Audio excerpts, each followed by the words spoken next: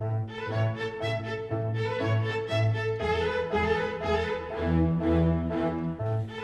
Prairie Lodge, this is the Sun City Report, the program to keep you up to date on what's happening in Sun City, Huntley. Your host is your fellow Sun City resident, WGN's Orion Samuelson.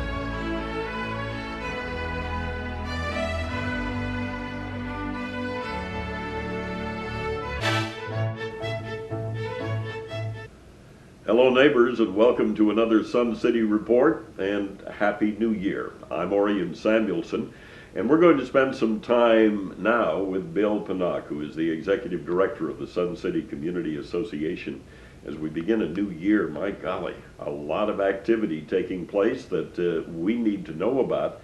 And Bill, we might start with the new website, and we'll mention it several times during our visits here on this edition of Sun City Report. So let's talk about the new website that will keep all of our neighbors informed. Okay. First, Orion, I'd like to, on behalf of the community and the Board of Directors, I'd just like to thank you for your time and talents in producing these reports. That's greatly appreciated. Well, I appreciate doing it, so okay. Thank you. Okay. As far as the website goes, I don't know if everybody remembers the term web portal, but the folks from Del Webb and from Pulte had engaged in a long-term contract with an outfit out of Arizona that did the web portal, website, whatever you want to call it. We had a 5-year contract with them. It was done prior to the all homeowner board taking over.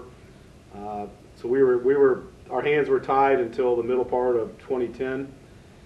In the latter part of 2009, knowing that that contract was going to expire, our IT communications department developed some subcommittees as far as a web portal and a website committee. They went through a bunch of different vendors after putting out an RFP, request for proposal. They vetted out all the vendors, took a look at the sites. Long story short, we also did some focus groups with some of our members, and they came up with, what do you like about the old site? What do you want to see in a new site? And probably the biggest complaint we had about the old site was, in the web portal site, was that it was password protected. There wasn't any kind of a public domain that people could just get information about Sun City Huntley on. And the reason for that was it was a marketing tool for the Del Webb Pulte folks. They would have access to a database that they could send out marketing information to. So the new website is sccah.com.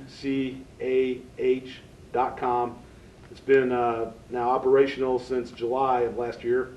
We've had a number of hits on it. It's been very popular. It's easy to navigate.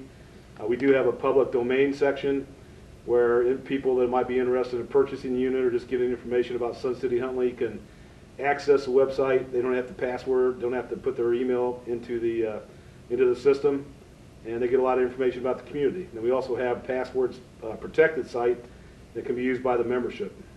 So this Sun City Report will be available then on the website? That's correct. We have links on the website that take you to view this report.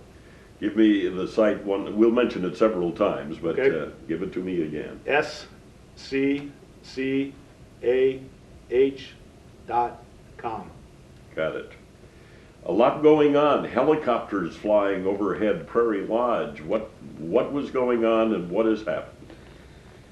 Okay, the indoor pool area, which I just learned this word, is called a nanatorium, okay, which is the official word for an indoor pool area, but I'll call it the indoor pool area, had its own HVAC unit. Mm-hmm.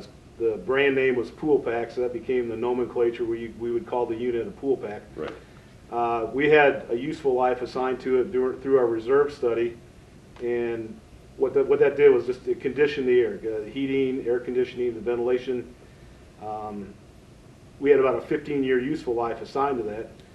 In the latter part of 2009, it developed a leak in the coil system, and this was a massive piece of equipment. It was probably about the size of a railroad car, and the leak, unfortunately, was in an area that our contractors could not access.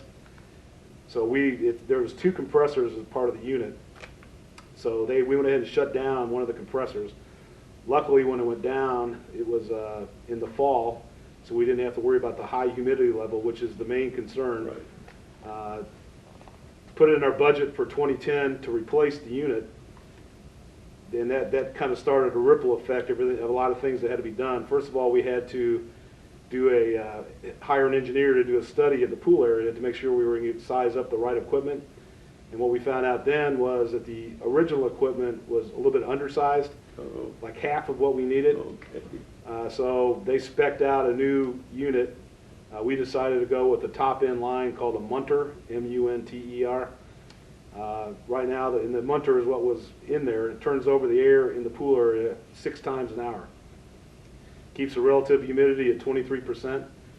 And we're pretty excited about the operation that's going to hopefully save us a lot of utilities, a payback period of about 5 years. It was a little bit more expensive than what we had anticipated. We had budgeted $250,000 for 2010.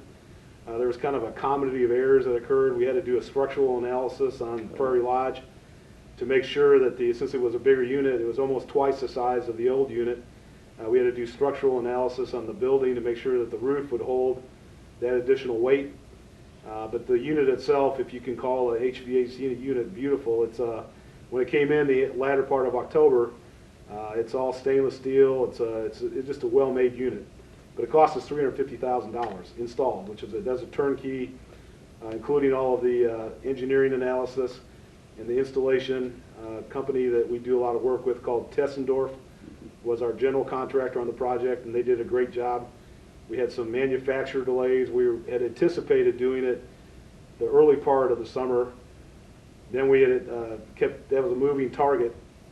And in August, when we normally take the indoor pool down to do our annual in-depth maintenance, that was our secondary date. Long story short, it ended up being done the latter part of October. And it was, as you can imagine, the size of the unit is close to 19 tons. We had to get the biggest crane that they make that's allowed on the highways.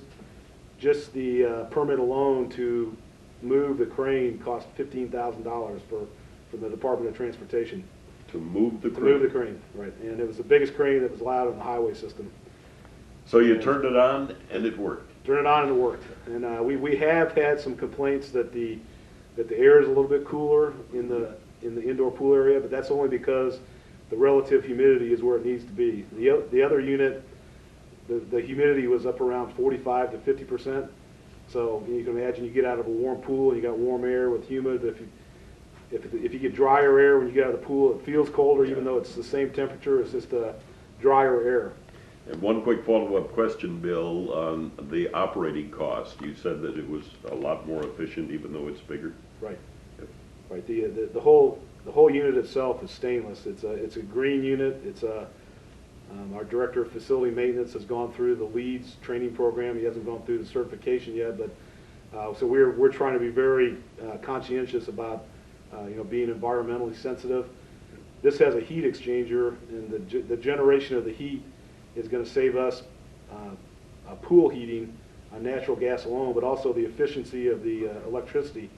We're anticipating hopefully a decrease in our utility bills of anywhere between 20 to 35%. Still to be determined and still be measured since we just put it in October, but we're going to be watching that very closely. And we're excited about the unit itself. This one should last about 20 years. Okay. And the last one, like I said, was estimated to be 15 years. We had to accelerate that because of the leak in the condensing unit. Well, I've learned a lot, Bill. I didn't realize it was that intensive a project, but it sounds like everything has gone well, and so thank you for the update on that. That's probably a little more mechanical than some people in our audience are looking for, but we are going to talk restaurant, we are going to talk a new election process. So there's a lot going on here, and we'll talk more about happenings with the Sun City Community Association when we continue our discussion with Executive Director Bill Penhock.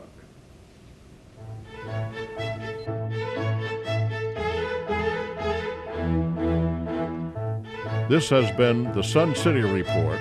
Your host has been WGN's Orion Samuelson.